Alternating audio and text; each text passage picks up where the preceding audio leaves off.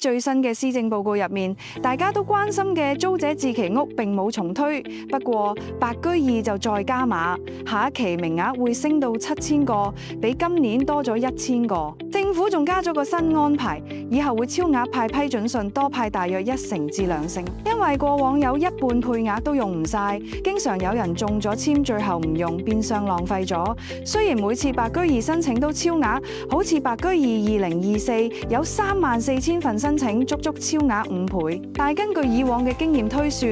，6000個名額，最後可能只有一半，即係3000個真係用咗。呢個推算呢唔係亂估嘅，因為2018到2023年間呢，白居二配額嘅實際使用率長期都只係4至5成。例如白居二2023有4500個名額，但最後得1960宗真係置業，使用率得44%，所以就出現咗一個矛盾嘅。一邊申請人數好多，但另一邊咧真係用到配額嘅人數咧就得4至5成。今次政府決定超額派批准信，其實就係希望可以用盡名額。